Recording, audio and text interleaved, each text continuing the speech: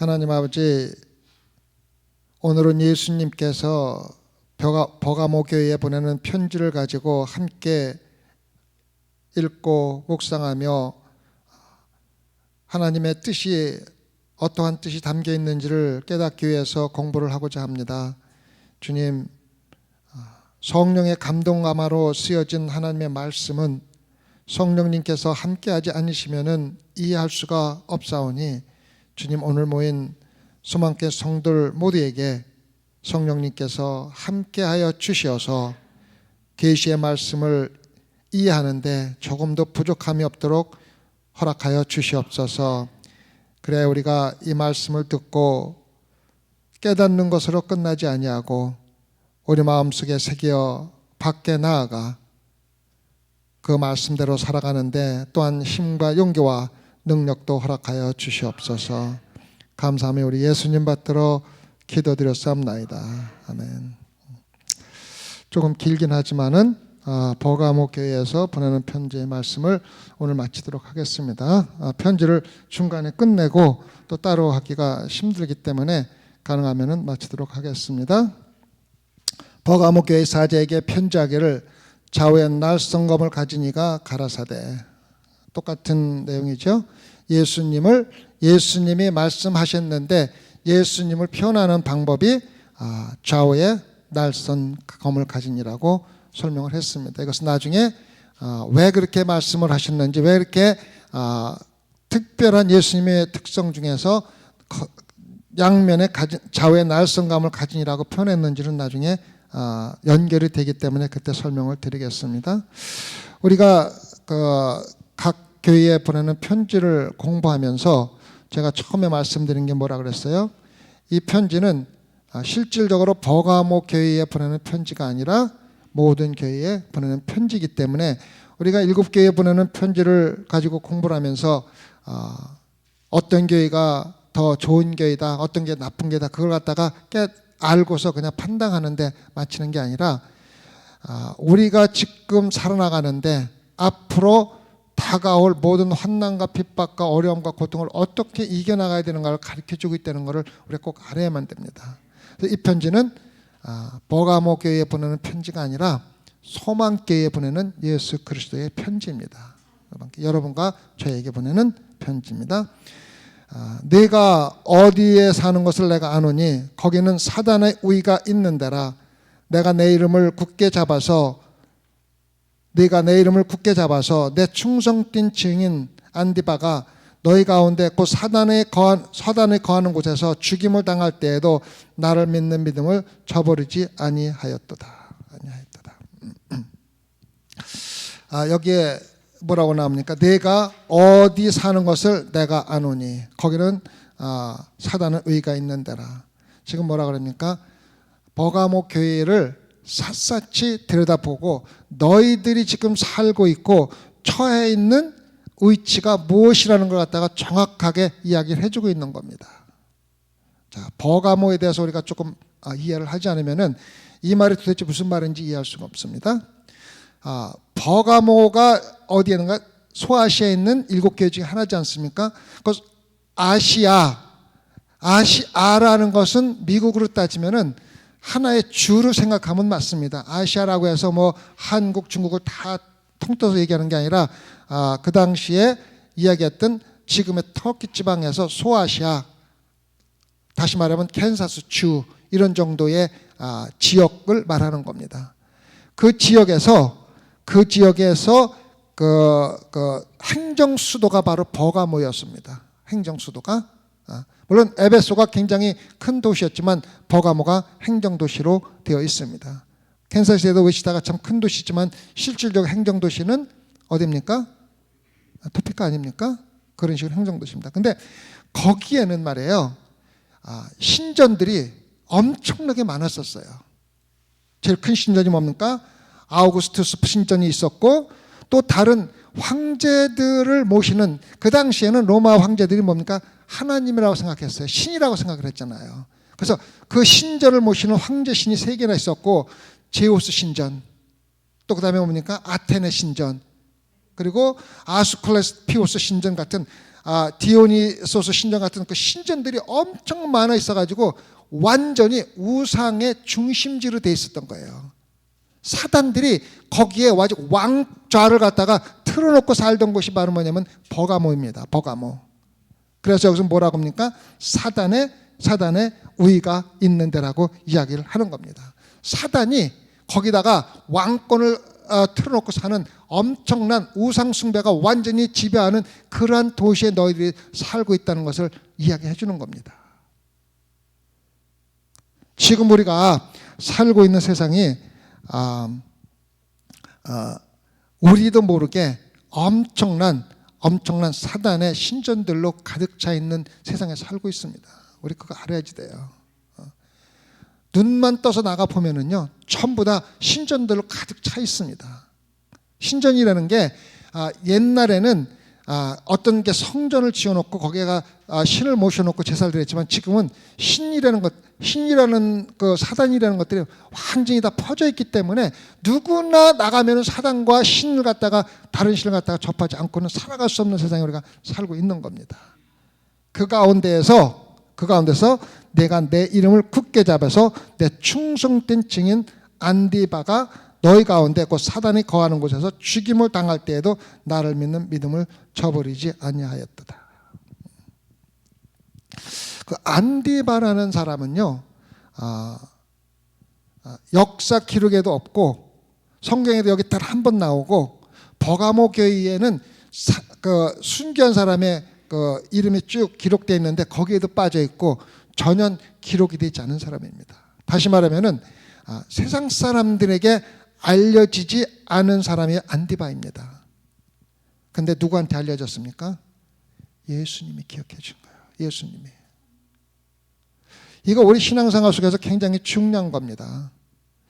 요즘에 신앙생활하는 사람들은요, 소위 말하는 뜨기를 좋아합니다. 뜨기를 좋아하는 사람들한테 인정받기를 좋아합니다.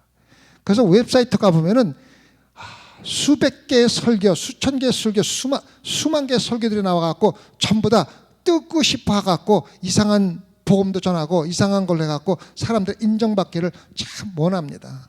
이게 지금 살아가는 세상의 원리입니다. 여러분, 우리가 이거 알아야 돼요. 우리가 기독교 예수님이 오시고 나서 2000년이 조금 지났는데 지금이 신앙생활 하기가 가장 힘든 세상입니다. 왜 그러냐면은 초대교회 때는 엄청난 핍박이 있었습니다. 엄청난 핍박이 있어가지고 사람들을 죽이고 순교하고 맹수들한테 잡혀 먹기도 하고 카다콤이라고 해서 그 공동묘지 밑에 지하를 파놓고 거기서 햇빛도 못 보고 몇십 년씩 죽을 때까지 사는 사람들도 있어요. 그렇게 살았는데 그때는 단순히 그렇게 살면 됐어요. 옳고 그런 걸 갖다가 판정할 필요도 없었어요. 예수 그리스도 외에는 아무것도 없었어요. 그래서 어떤 면에서는 그렇게 살아가는 것이 우리 기독교인들에는 더 쉬울 수가 있고 그 당시에 기독교 신앙을 사는 사람들은 순교하면 죽으면은 그걸 끝나고 앞에 오는 거 보니까 천국이었거든요. 그래서 신앙생활하는 게 단순했습니다. 예수 그리스도 아니면은 적, 예수 그리스도 아니면은 사단, 예수 그리스도 아니면 세상. 그래서 우리가 특별히 무슨 성경 지식을 가지고 이해를 하고 뭐 따지고 연구를 그럴 필요가 없었어요. 그런데 지금은 기독교 학문이 수백 개 수천 개로 나눠져 있고 종파들이 수많은 거로 나눠져 있고 또 목사들도 가르치고 하는 것들이 전부 다 다르기 때문에 그 가운데서 진리를 찾아서 신앙생활하는 것은 엄청나게 어려워요. 그래서 여러분들이 정말 정신 차리고 하나님 말씀 똑바로 공부하지 않으면요 자기도 모르게 사단한테 이끌려가고 천국으로 가는 줄 알고 가지만 결국 가면 지옥으로 가는 게 이 세상입니다. 교회 중에서 한 목사님이 그렇게 해서 교회 중에서 90% 이상이 가짜라고 그래요. 가짜라고. 다 물질만 추구하고 교회만 진짜 몇 천억씩 몇백억씩 들어가지고 아름답게 지어놓고 소위 말하는 하나님께 최고의 걸 드린다고 하지만은 결국은 성도들한테 돈 걷어서 물질로 장사를 하는 거라고요. 그래서 그 목사님 말이 나는 옳다고 생각을 해요. 여러분 정신 똑바로 차리지 않고 신앙생활하면 가장 신앙생활이 어렵고 힘든 때가 지금입니다. 설교를 보면 다 달라요. 해석하는 방법도 틀리고 뭐 완전히 다른 게 아니라 조금 다른 그 가운데 다 예수 그리스도가 있고 하나님이 있어요. 읍되는 게 아니에요. 근데 그 가운데서 가는 길은 틀리다는 거예요. 근데 사람들의 인정받고 또 유명해지고 싶고 막 이런 상태에서 안디바는 이름도 없이 아무것도 모르게 아무도 사람도 모르게 죽었어요. 순교했는데 누가 기억했어요? 예수 그리스도가 성경에서 7 교회에 보내는 편지 중에 하나 중에서 그 사람 이름을 언급하는 거예요. 이게 신앙인의 태도가 돼요. 교회라면서 인정받고 뜨려고 생각하지 마세요. 그냥 나도 모르게 그냥 하세요. 예수님이 어디서 나셨어요? 이스라엘 갈릴리 나사렛 사람 있잖아요. 정말 시골 중에 시골. 저도 가봤는데 지금도 아주 시골이에요. 요단강이나 그쪽에 쭉 가보면은 그 갈릴리 호수 같은 데 가보면은 아직도 그 산이고 그렇게 발달되지 않았더라고요. 벌써 제가 갔다 온 지도 한 15년 됐으니까 지금은 모르겠지만은 그런 정말 이름도 없고 사람들이 인정도 못 받는 아주 시골 마을에서 태어난 예수 그리스도가 십자가에서 아무도 모르게 돌아가셨어요. 그것도 로마 병정들의 조롱을 받으면서 야, 네가 하나님 아들이야? 한번 내려와서 한번 기적을 한번 해봐. 하나님 아들인데 왜 죽어? 이런 정도로 조롱을 받으면서 돌아가신 분이 예수 그리스도예요. 그리스도인의 삶은 예수 그리스도의 삶을 닮아가는 게 그리스도의 삶입니다. 그래서 우리가 세상 나가면서 교회를 하든 봉사를 하든 선교를 하든 무엇을 하든지 간에 내 이름 뜨고 사람들 인정받고 환영받을 생각으로 하지 마세요. 예수님 그런 사람 기억 안 합니다. 안디바라는 이름이요, 역사에서 찾아볼 수도 없고 성경에 딱 한 번 나오는데 누구가 언급하냐면 예수 그리스도가 언급하는 거예요. 꼭 기억하시기 바랍니다. 그래서 충성된 종 안디바, 충성된 증인 안디바라. 충성된 증인이라는 말은 뭐냐면 말이에요. 실질적으로 증인이라는 말은 제가 내일 또 설교 때 말하겠지만 순교자라는 말을 번역을 하면 원문에 번역을 하면은 증인이 전하는 증언 이런 뜻입니다. 그래서 순교를 한다는 것은 실질적으로 하나님 말씀을 어떠한 위험이나 어떠한 고난이나 고통을 감당하고 전할 때 죽는 수도 있고 고난을 받는 수 있기 때문에 그 순교라고 하는 것이지 꼭 말씀을 전하다가 실질적으로 목숨을 잃는 것만 순교는 아닙니다. 제가 내일 또 자세히 설명을 드리겠습니다. 어찌됐든 안디바가 예수 그리스도가 충성된 증이라고 이름을 붙여줍니다. 우리가 신앙생활하면서 예수 그리스도로부터 충성된 증이라는 말을 들을 수가 있다면 우리는 신앙생활 정말로 잘한 겁니다. 여러분 신앙생활을 하면서 잘 생각해 보세요. 내가 과연 예수님이 나를 심판대에서 충성된 증이나 충성된 종아라고 불러줄 수가 있을까? 만약에 내가 지금 그러한 신앙생활을 하고 있지 않다면 내가 어떠한 신앙생활을 해야 예수님의 심판대에서 나의 충성된 종아, 나의 충성된 증인이라고 불러줄 것인지를 한번 생각해 보면서 신앙생활을 해야만 합니다. 다른 거 다 필요 없어요. 예수님이 충성되다는 말만 딱 들으면은 여러분들은 그걸 신앙생활 참 만족스럽게 한 겁니다. 그래서 하루하루 그냥 허무하게 지나가지 말고 내가 과연 심판대에서 예수 그리스도가 나보고 내가 비록 위치타 시골교회 몇 명 되지 않는 교회에서 예수님을 섬겼지만은 그래도 충성된 종아라고 불러줄 수 있는 충성된 증이라고 불러줄 수 있는 무엇인가를 내가 예수 그리스도한테 충성되게 하고 있는가를 항상 생각하면서 신앙생활을 우리가 꼭 해야만 합니다. 그래서 우리가 어떤 상황을 닥치더라도 나를 믿는 믿음을 저버리지 않는 겁니다. 굉장히 중요한 겁니다. 제가 오늘 아침에 우리 이정의 내외분을 보면서 참 많은 것을 느낍니다. 젊은 사람들도 위험하다고 교회 안 나오고 다 피하고 그러는데 두 분이 지금까지 제가 새벽 예배나 낮 예배 한 번도 빠짐없이 나오시는 보이는 거 보고 이것이 바로 예수 그리스도가 심판대에서 나의 충성된 종아라고 부를 수 있는 이것이 아니겠어요? 가장 위험한 나이에 조금도 두려워하지, 물론 마음속으로 걱정이 되겠지만 그래도 충성된 종으로서 충성된 증으로 부르기에 조금 더 부족한 분이라고 저는 오늘 아침 새벽에 제 나름대로 그 묵상을 한번 해봤어요. 뭐 누구를 칭찬하고 그런 걸 떠나서 우리는 다 같이 예수 그리스도 충성된 종이 되기 위해서는 여기 뭐라고 쓴 거야? 죽음을 당할 때에도 나를 믿는 믿음을 저버리지 아니했도다 그랬어요.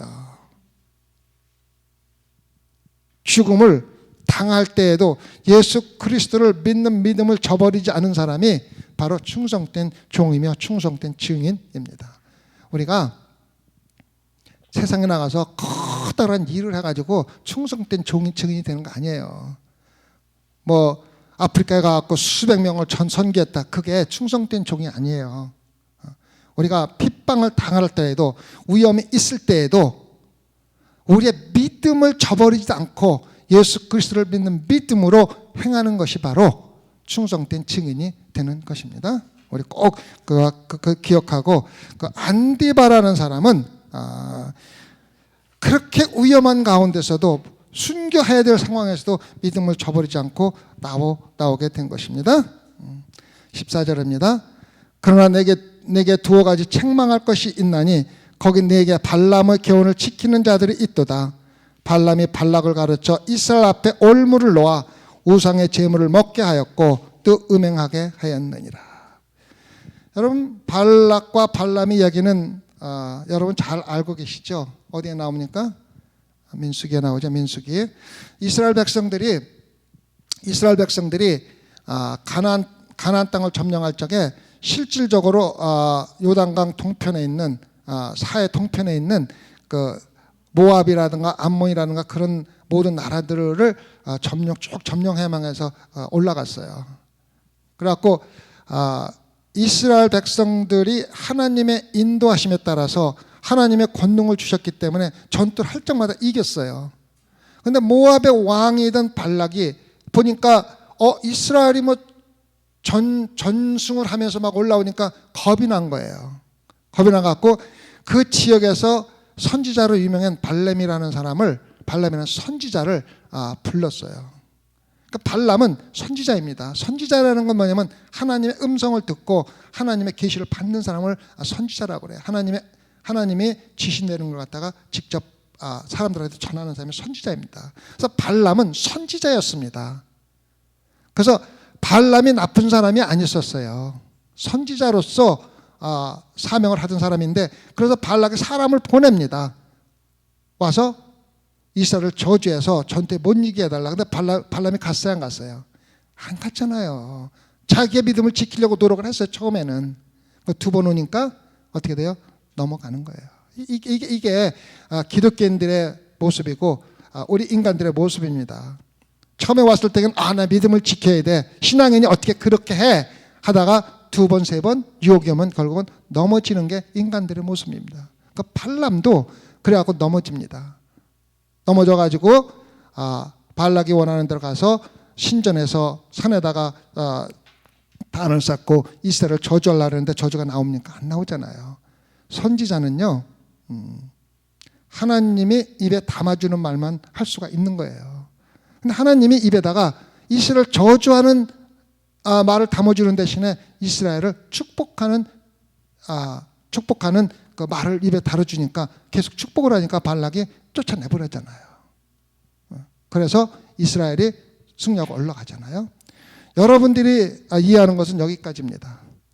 대부분의 신앙인들이 그래서 발락이 발람을 써서 저주하려다 실패해갖고 발람이 저주하지 못하고 이스라엘을 축복했다, 이거로 끝나는 게 우리 신앙인들의 대부분의 발람에 대해서 이해를 하는 겁니다. 그런데 발람의 교훈은 그 뒤에 있습니다. 민수기 25장 1절과 3절 같이 볼까요? 민수기 25장 1절과 3절. 구약입니다. 민수기는 민수기 25장 1절부터 3절입니다. 자, 제가 읽어드릴게요. 이스라엘이 시딤에 머물러 있더니 그 백성이 모압 여자들과 음행하기를 시작하니라.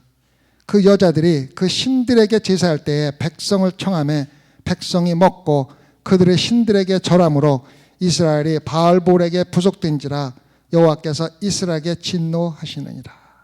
그래서 이스라엘 백성이 모압 여자들과 음행하기를 시작했다고 그랬어요. 그리고 하나님이 이스라엘 백성을 심판하셔갖고 그 당시에 얼마가 죽었어요? 2만 4천 명이 연병으로 죽었어요. 자, 모압 여자들하고 음행하게 만드는 사람이 누군지 아세요? 자, 민수기 31장 16절을 볼까요? 민수기 31장 16절. 민수기 31장 16절. 제가 읽어드릴게요. 보라, 이들이 발람의 구애를 쫓아 이스라엘 자손으로 부올의 사건에 여호와 앞에 범죄케 하여 여호와의 회중에 연병이 일어나게 하였느니라. 누구의 꾀를 쫓아서 모압 여자가 음행하고 제사할 때 같이 제사를 드렸느냐면은 발람의 꾀를 쫓아서 드렸다고 기록이 되어 있습니다. 발람이 하나님의 간섭으로 이스라엘을 저주했을 적에 포기하고 끝난 게 아니에요. 결국은 발람이 발락으로부터 엄청난 돈을 받기 위해서 이스라엘 사람들 꾸여가지고 모압 사람들로부터 음행하도록 만든 것이 바로 발람이에요. 발람. 이것이 바로 발람의 교훈입니다. 물질과 세상의 영광과 세상의 출세를 위해서 하나님을 버리는 것이 바로 발람의 교훈입니다. 근데 우리들의 대부분은 이렇게 삽니다. 이렇게 삽니다. 교회에 앉아 있으면은 교인입니다. 그리스도인입니다. 밖에 나가면은 물질과 세상 출세와 정욕을 위해서 살아가는 것이 우리들입니다. 한번 여러분 생각해 보세요. 여기서 앉아서 예배 볼 적에는 거룩한 교인이에요. 그리스도인이에요. 하자할 게 아무것도 없어요. 문 밖에 나가면요, 세상에 발람이 추구했던 물질들 때문에 난리들입니다. 아주 미쳐 있어요. 돈을 벌기 위해서. 또 세상에서 어떻게든 인정받고 출세하기 위해서 참 난리들입니다. 이런 곳에 우리가 넘어갑니다. 근데 그 당시에 버가모 교회는 엄청난 신전이 있고 사단들의 왕좌가 있는 그 곳에서 순교할 정도로 외적으로 보면은 믿음을 지켰는데 안에 들어가 보니까 발람의 교훈을 가진 자들이 있다는 거예요. 그 말은 뭐냐면은 순교하는 사람들이 있는 반면에 대부분의 사람들은 발람의 교훈을 다 받아서 교회 안에서는 예배드리고 밖에 나가면 물질과 정욕과 또 세상 것을 쫓아서 살아가는 사람들이 바로 버가모 교회의 교인들이었다는 거야. 이것이 정확하게 우리 교회들한 지금 있는 교회들한테 보내는 편지입니다. 너희들이 교회 안에서는 거룩하게 예배드리지만은 밖에 나가면은 자기 만족과 자기 행복과 나의 것을 추구해서 살아가는 게 다 너희들이, 그게 바로 우상 숭배다. 여러분, 이스라엘 백성들이 하나님을 버릴 적에 이스라엘 백성들이 하나님을 버린 적은 한 번도 없어요. 하나님을 계속 따랐어요. 근데 문제가 뭐냐면은 하나님을 따르면서 하나님이 나에게 주지 않는 어떠한 것을 가지기 위해서, 그것을 갖기 위해서 우상을 숭배한 거예요. 그래서 이스라엘 백성들이 하나님이 나를 버렸다고 했을 적에 실질적으로 하나님을 버린 게 아니라 하나님도 가지고 있고 다른 우상도 가지면서 하나님을 따른 거예요. 그래서 그게 하나님이 진짜로 뱉어버리고 싶을 정도로 증오하는 게 바로 그겁니다.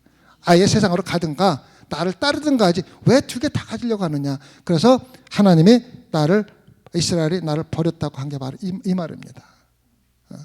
여러분들 신앙생활 하면서 이중적으로 신앙을 살아는 구원 못 받아요. 못 받아요.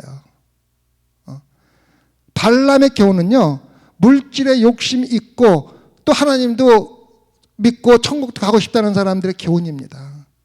세상에서 출세도 하고 행복도 하고 만족도 하면서 천국도 가겠다는 사람들의 모습입니다. 그런데 그것이 바로 여러분과 저의 모습이라는 거예요. 여러분, 물질에 너무 욕심 부리지 말고 하나님 건 하나님께 드리고 또 물질을 위해서 하나님을 버리지는 마세요. 그게 우리가 신앙생활하면서 가장 조심해야 할 발람의 교훈입니다. 발람의 교훈입니다. 15절입니다. 이와 같이 내게도 니골라 당의 교훈을 지키는 자들이 있도다. 그럼 니골라 당의 교훈은 뭡니까? 제가 지난번에 한번 나왔었죠. 니골라 당 그때 뭐라고 그랬습니까? 영지주의자들입니다. 예수 그리스도가 다 구원해 주셨기 때문에 우리는 이제 더 이상 육체적인 거에 대해서 구애받을 필요가 없어. 그래서 즐기고 먹고 마시고 행음하고 하고 싶은 대로 해.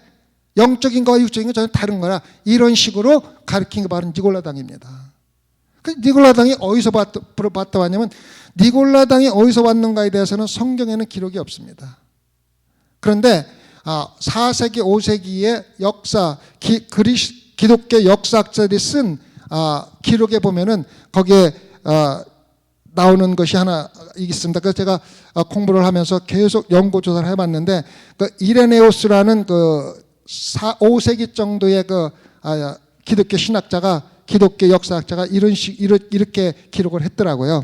제가 바로 번역을 해서 읽어드리겠습니다. 니골라 당은 사도들이 집사로 세운 7 사람 중에 하나인 니골라를 따르는 사람들입니다.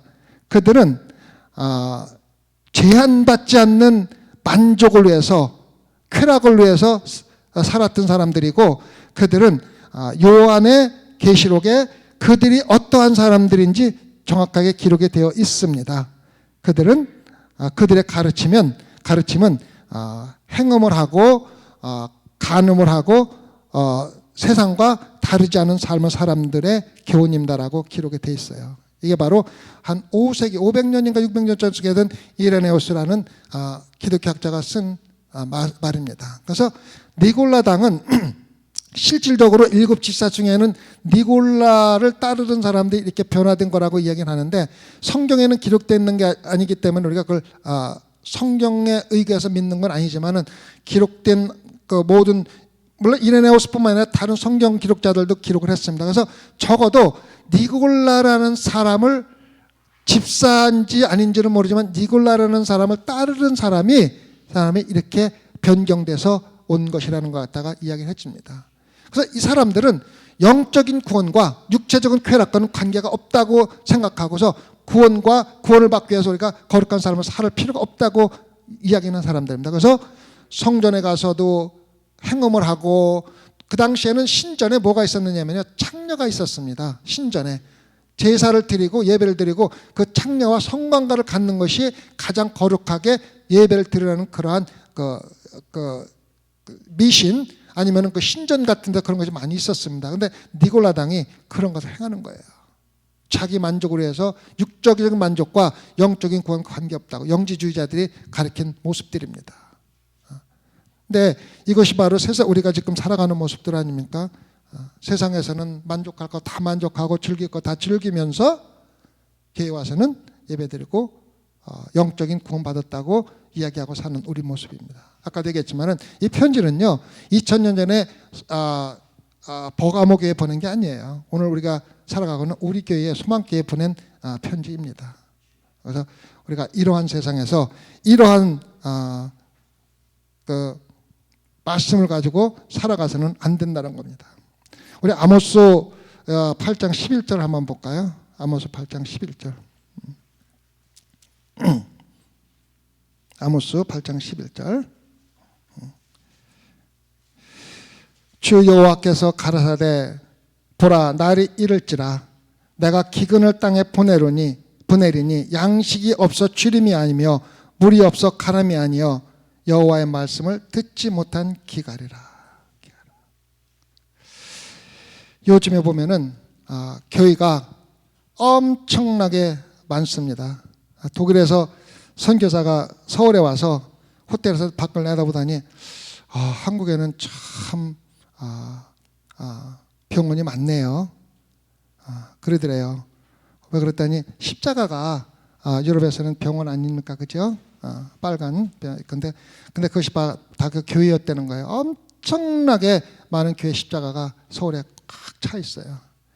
그리고 온라인 가면은 여러분들이 입맛에 맞는 목사의 입맛에 맞는 설교를 듣는데 전혀 문제가 없어요. 말씀에 홍수가 납니다. 그렇게 교회는 많아지고 설교는 많아지는데 진짜 말씀은 사라지고 있다는 거예요. 진짜 참된 말씀은 사라지고 있다는 거예요. 아까 얘기했지만은 어떻게든지 웹사이트에 집어넣어가지고 유튜브에 가가지고 한번 뜨고 싶다, 인정받고 싶다. 그래서 우리 교회가 참 부흥하고 싶다, 이런 생각을 가지고 하는 사람들 참 많다는 거예요. 다시 말하면 말씀을 제대로 진리대로 전하는 것보다는 내가 뜨기 위해서, 내가 출세하기 위해서 말씀을 전하는 게 사람들이 참 많고, 그 문제는 뭐냐면 우리가 그것을 구분할 수가 없다는 거예요. 그게 바로 뭐냐면은 여호와의 말씀을 듣지 못한 기갈이에요.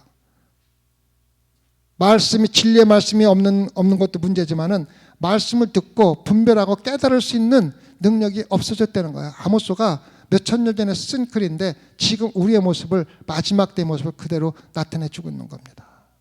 아무리 교회가 많으면 뭐하고, 아무리 말씀이 홍수를 하면 뭐합니까? 그 가운데 진리의 말씀을 듣고 깨달을 수 있는 능력도 없고 그렇게 할 수 있는 힘도 없는 거예요. 왜냐하면 성령이 우리와 함께 하지 않기 때문에 그런 거예요. 하나님의 말씀은요, 성령이 우리와 함께 하지 않으면요 절대로 이해할 수도 없고, 이해한다 하더라도 지적인 이해밖에 할 수가 없어요. 그래서 우리는 이러한 세상에 살아가면서 우리 자신에게 물어봐야 돼요. 내가 정말 그리스도인인가? 내가 그리스도인이라고 생각한다면 왜 그리스도인이라고 생각을 하는가? 아니라면 왜 내가 아직도 그리스도인이 아닌가? 그렇다면 내가 무엇을 해야 마침내 구원받은 그리스도인이라고 자신 있게 이야기를 할 수 있는가를 생각해보면서 신앙생활을 해야지 돼요. 그냥 그저 일요일만 되면은 그저 교회에 와서 예배 보고 밖에 나가서는 또 세상과 또 어울려서 물질을 구하는데, 돈 버는데, 명예 오는데, 자식들 키우는데 뭐 온 정성을 쏟고서 살다가 또 교회 와서 거룩한 척 하지 말고, 내가 정말 그리스도인인가, 구원받은 그리스도인인가, 심판대에서 충성된 증인이라고 드릴 가치가 있는가 항상 생각하면서 잘못됐을 때는 빨리빨리 회개하고 고쳐나가세요. 굉장히 중요한 겁니다. 우리 계시록, 요한계시록 12장 11절 볼까요? 요한계시록 12장 11절. 또 여러 형제가 어린 양의 피와 자기의 증거하는 말을 인하여 저를 이겼으니 그들은 죽기까지 자기 생명을 아끼지 아니하였더라. 예수 그리스도의 말씀을 성령의 감동감화로 이해한 사람은 죽기까지 자기 생명을 아끼지 아니하고 예수 그리스도를 믿는 믿음으로 간다는 겁니다.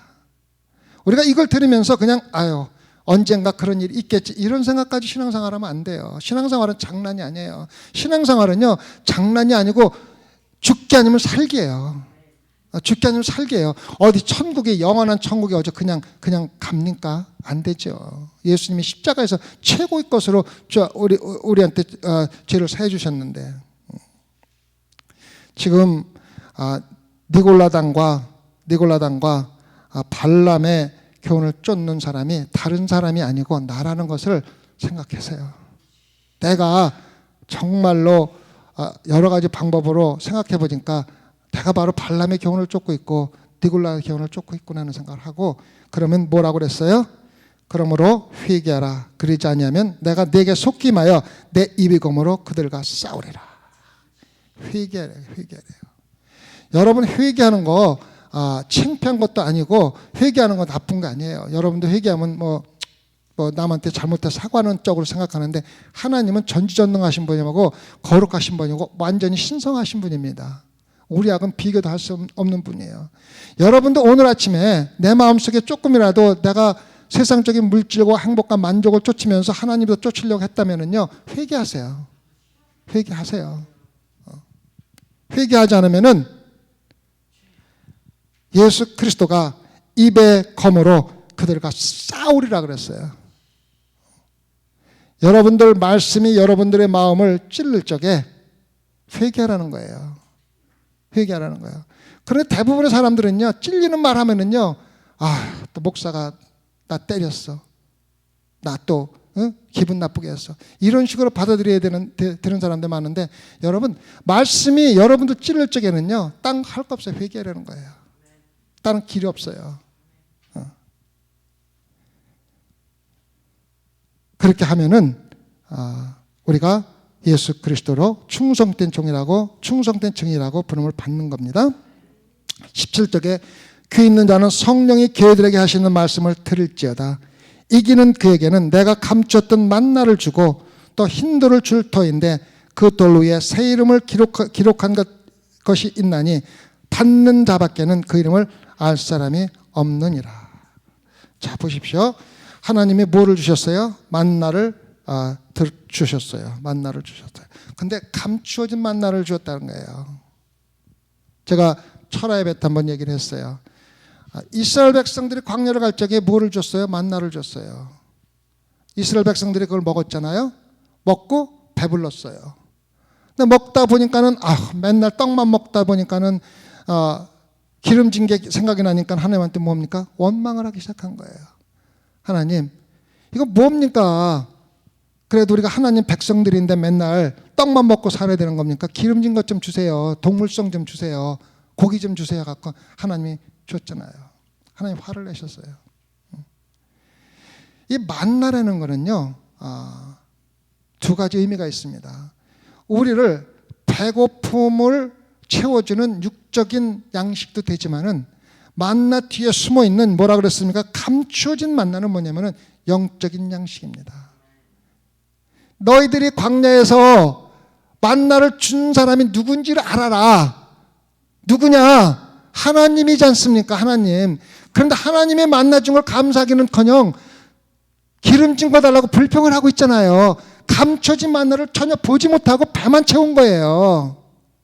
여러분 신앙생활 하면서요, 세상에서 잘 먹고 잘 사는 거, 출세하는 거, 자식들 잘 되는 것만 너무 집중하면은요, 뒤에 숨겨지는 감춰진 만나를 못 보는 거예요. 우리는 신앙생활 하면서 항상 감춰진 것을 볼 수가 있어야 돼요. 그것은 축복 가운데서도 감춘 길을 볼 수가 있어야 되고, 고난과 핍박 가운데서도 그 뒤에 감춰져 있는 하나님의 뜻을 볼 줄 아는 영적인 눈이 있어야만이 신앙인입니다. 핍박을 그 자체 사건으로만 보면은요, 저주예요, 저주. 그래서 그 핍박 뒤에 숨어 있는 하나님의 감추어진 비밀을 보면은요, 축복이에요, 핍박이.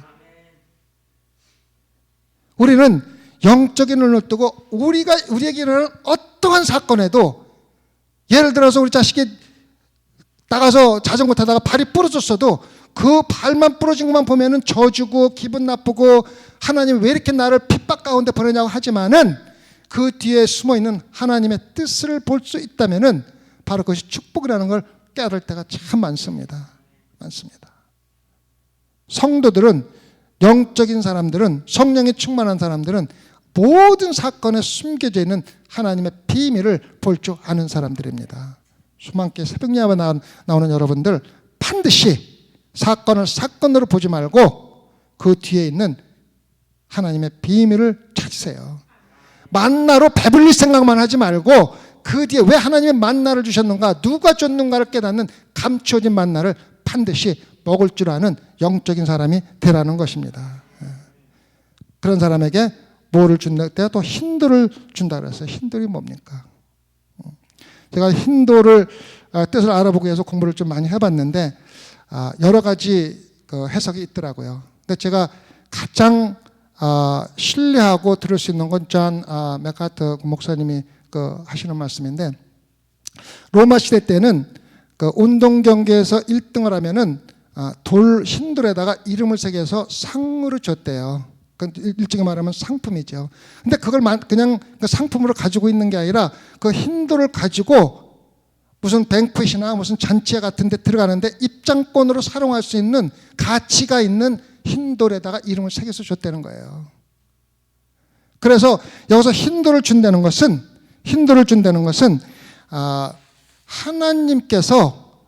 하나님께서 우리의 이름을 새긴 흰돌을 줌으로써 그 흰돌이 천국으로 들어가는 티켓으로 사용된다는 거예요. 네. 그래서 우리가 흰돌에다가 이름을 근데 그 이름을 거기다가 새기는데 어떠한 이름을 새기냐면 새 이름을 새긴다 그래서 새 이름. 우리가 세상적으로 살아가는데 사용하는 이름이 아니라 구원받은 천국에 가는 사람의 새 이름을 준다고 이름이 되어 있습니다. 이 새 이름을 준다는 것은요, 여기만 나오는 게 아니라 구약 이사야서에서 적어도 너댓 번 예언이 된 거예요. 우리가 한번 볼까요? 이사야서 62장 2절을 한번 볼까요? 62장 2절. 이사야서 62장 2절. 62장 2절.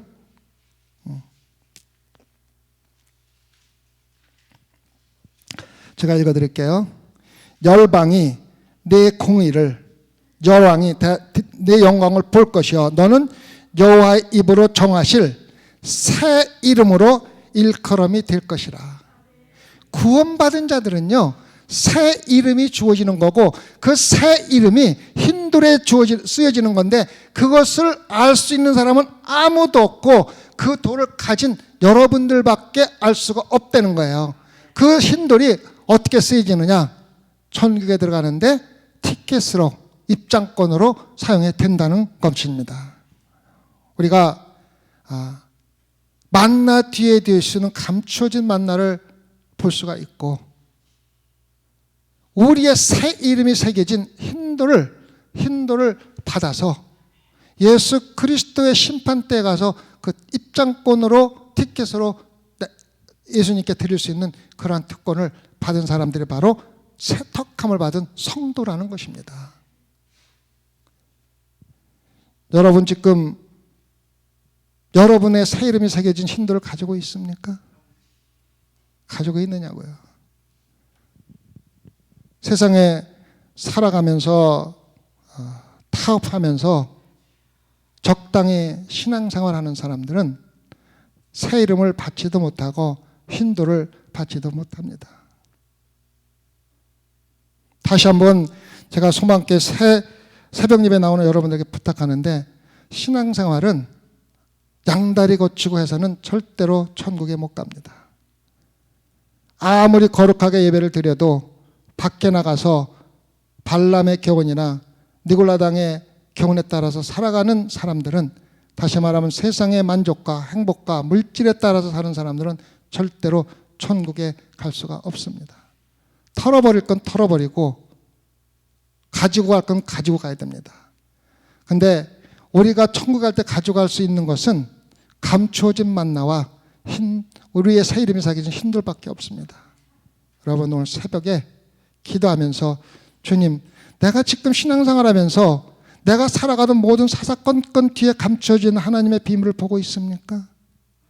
아니면 사건 자체만 보고 슬퍼하고 기뻐하고 좋은 일 있으면 기뻐하고 슬픈 일에 슬퍼하면서 그냥 세상적인 감동적으로 그냥 살아가고 있습니까? 한번 되돌아보세요.